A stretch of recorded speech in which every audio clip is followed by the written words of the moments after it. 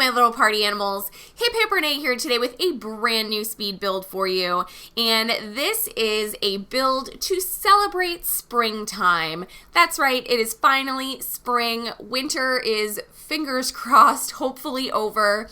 I don't know, I live in New England, so winter can go anywhere from, you know, like September to June. So I could very well end up buried in snow again at some point before the summer ends up happening.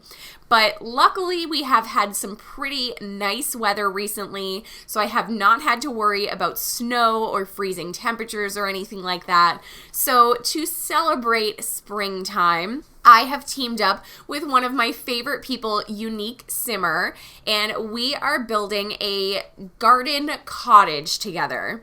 So this house is very reminiscent, I would say, of the Irish cottage that I did with Tea Time Simmer back for St. Patrick's Day, and I had a lot of fun building that one. So I knew that when we were going to do a garden cottage that I wanted to take a decent amount of inspiration from that particular build, and I definitely did, especially with the landscaping. So I hope you guys are not sick of my, my haphazard flowery landscaping, but I am really enjoying this particular style of landscaping. And honestly, the reason for it is that I don't really have to think about it. I can just place down flowers wherever they kind of seem like they would fit and just go to town with it, and it really just ends up working for the type and style of builds that I am working on. So I hope that you guys are enjoying this because I am really loving doing this style of build. I have been talking with UniqueSimmer about doing a collab for, it's been weeks, possibly months at this point. You guys know, maybe you don't know, that I like to plan out my collabs decently far in advance. And the reason for that is because I get really overwhelmed when I have a lot of things going on at one time. And on top of that, at one point on my old channel, there was like a month and a half where all I did was collabs. And it was getting to the point where, like, yes, I very, very much enjoy doing collabs, but I also sometimes just kind of want to do my own thing and not have to worry about getting a build to somebody at a certain time or getting a build finished at a certain time. I just like taking my time on some things and, just kind of seeing what happens and letting the creativity flow or whatnot. So we had been talking about doing this for a while, and I had, kind of booked myself up with collabs for the last 2 months. So I suggested that, maybe we do it for April. And since April is, really kind of when springtime super begins, I know spring technically begins in March, but April to me, that really feels like the beginning of spring. Maybe it's because I'm from New England and that really is kind of when the weather, shifts from being freezing and snowing and just disgusting all the time to, something that's a little bit more manageable. I can actually go out of the house wearing just a sweatshirt now, which is really exciting. I finally wore my flip-flops for the first time the other day. I don't know if you guys know this about me. I hate wearing shoes. If I could go barefoot everywhere, I would totally go barefoot everywhere. So me being able to put on my flip-flops is like a sign of the seasons changing, and it's one of the greatest days of the year as far as I'm concerned. So going into this build, I looked up a lot of garden cottages, specifically English garden cottages, to kind of play around with a little bit of a different shape of the exterior than I did with the Irish cottage. I think the Irish cottage had a really interesting exterior shape, and I really enjoyed the way that it came out, but I did not want to end up doing the exact same thing.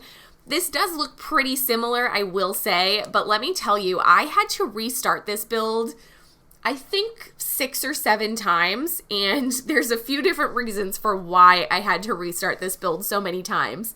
First off, my computer kept crashing. Just kept crashing. I don't know why. I don't know what was going on. Since that day where my computer crashed like 6 times in a row, I have not had that same issue again. So I don't know what's going on.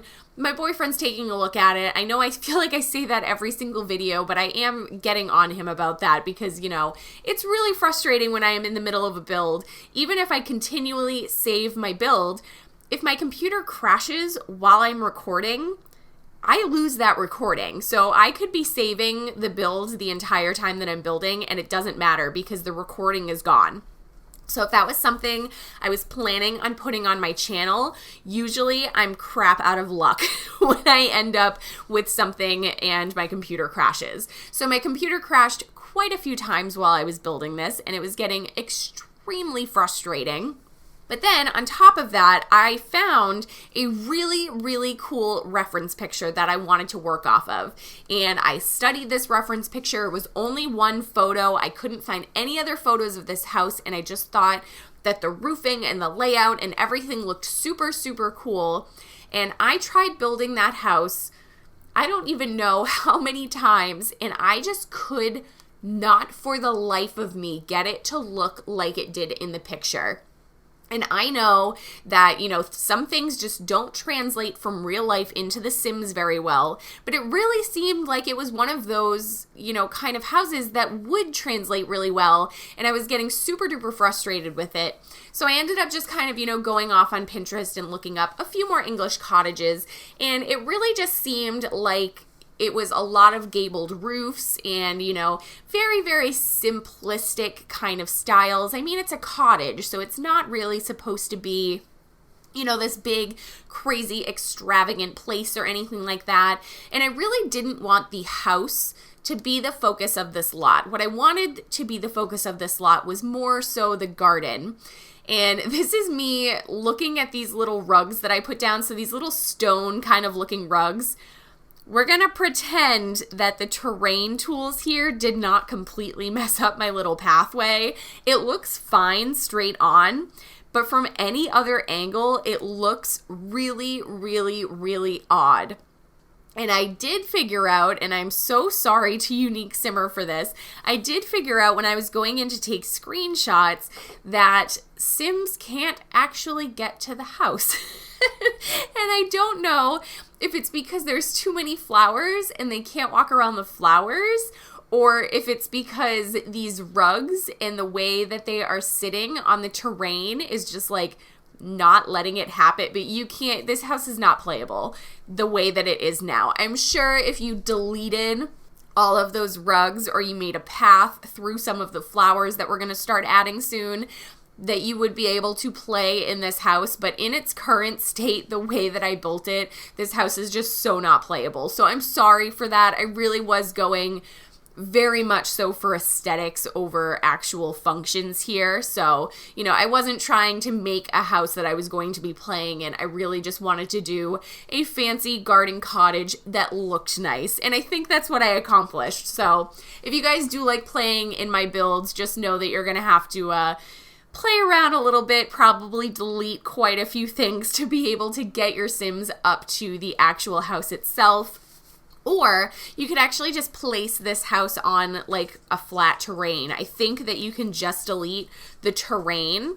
So if you download the house, you delete the terrain, everything, I don't know, it might stay. I guess we'll have to find out and see what happens. So I'm so sorry for that. And then I did realize, because UniqueSimmer actually just shared her thumbnail on Twitter of this collab. So I'm recording this, I'm doing this voiceover the week before you're actually seeing this video. So she did a little sneak peek of her thumbnail, and I noticed that some of these flowers on the side of the house were missing from the outside of her house. And she did tell me before I started this house there were a few packs that she did not have. And I tried my best to make sure I was filtering out the packs that she didn't have. But, you know, for whatever reason, when you're using that filter button, if you go from build mode to buy mode to build mode to buy mode, it turns off your filters every once in a while just for really seemingly no reason, which is kind of frustrating. But I guess at one point when I was doing the exterior of the house, when I was putting all of that ivy kind of up the side, I guess I didn't realize that one of the objects that I was using is not something that she actually had in her game. So you will notice, just some slight differences from my exterior to when you see her actually go in and lay out and furnish the interior of this. So that's entirely my fault. I'm so sorry, UniqueSimmer. I'm so sorry to everybody else. It really just is that plain green ivy, and I can't even remember what pack it's from. It might be from Vampires, but again, I am not sure off the top of my head. So this is the flower beds. This is really where the garden cottage idea comes in. And I took a lot of inspiration for this, obviously from Pinterest. I was looking up, English garden cottages, which is a thing that you can just search up, and there's tons and tons of pictures. And then I know that I've mentioned this before in another build that was similar to this. I always, when I'm doing a build that is this kind of style, I am reminded of the movie Matilda. If you guys remember the movie Matilda, if you don't remember the movie Matilda, go watch it. It's really good. But Miss Honey, Matilda's teacher, she lives in this tiny little cottage that's kind of, off the beaten path and out of the way of the rest of the town. And they walk over this little tiny bridge, and she just has this gorgeous cottage, and there's just fields of flowers around her cottage. And any time that I do any sort of, kind of haphazard, garden-y type of landscaping in my builds, that is the first thing that comes to mind is Miss Honey's house. I don't know why that is, but I loved that visual. I remember seeing that movie as a child and just really remember being struck by the visual of her house and just how perfect it was, and it looked so calm and serene. And I know that's exactly what they were trying to evoke in the movie, and they really, really nailed it. So if you guys are ever looking for inspiration for a cottage of some kind like this, go watch Matilda. It's a good watch, and there's some really, cute stuff that you can kind of pull into your builds from that particular movie. I did end up using this little pond over here. I have not used this in any of my builds yet. I was having a time, as you guys have noticed, with these terrain tools. I am still not a fan of terrain tools. I think that, there are some people out there who are absolutely phenomenal at using them, and I am super jealous. I wish that I had the patience to sit down and really work with them the way that some of these other people are working with them. The first person that comes to mind is Kate Emerald. She does a really, really great job with using terrain tools. I personally, as much as I love seeing other people use terrain tools, it just really still bothers me that the entire landscaping in The Sims 4 outside of the lots is just flat. I don't know why we needed terrain tools, because there's no terrain anywhere else in the game. So it really just kind of looks out of place as far as I'm concerned. Like, you can see the edges of the lot here, like it's just like this flat area, and then, oh, here's a hill, like out of nowhere. And it looks really strange, and the coloring is really weird, and I just don't like the way that it looks as far as like a whole. You can definitely go in and make some really cool things with terrain and take some really great screenshots and, kind of work it around so it doesn't look like you're having the edging issues that I am having here. But I don't know. It's not my thing. And then I've been getting really frustrated with placing things on terrain because they just don't sit on the terrain properly. So you have to go in and fix the terrain and then try and place the object, and sometimes that works, sometimes that doesn't work. It's just, it's a little bit too much for me to handle while I'm building.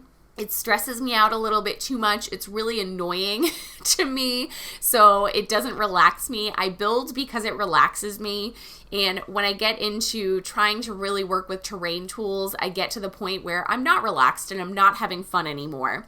So I really felt that they were needed for this particular house just because of, the way that the house is. It's a little gardeny cottage. I felt like, just a little bit of terrain, a little bit of hilliness really kind of worked for the build, but this is, again, you guys won't be seeing me use terrain tools frequently for my normal builds unless the build specifically calls for terrain tools. So after you finish this video, you definitely need to head over to UniqueSimmer's channel. Her link will be in the description box down below, so you can head right on over to her channel and see how she furnished this build. I have actually, at the time of recording this voiceover, I have still not seen her interior or her layout or anything like that, so I don't know what she did, but I'm super looking forward to it. I'm sure she did an amazing job. She always does. So definitely head over to her channel and give her some love. She is really, really talented, and she's super supportive. She is always one of the first people to comment on my videos. She always has nice things to say, and she's really, really fun to talk to. We have a lot of good chats, you know, just kind of off topic, not really talking about The Sims, just talking about life in general. So go give her some support. I hope you guys enjoyed this video. If you did, please give it a thumbs up down below. I would really appreciate it. If you're new here or you're not new here and you're not subscribed to my channel yet, make sure you hit that subscribe button and hit that little bell so you get notifications every single time I post a new video. I will be back with you guys on Friday with my Friday favorites. Thank you guys so much for joining me today, and I'll see you next time. Bye.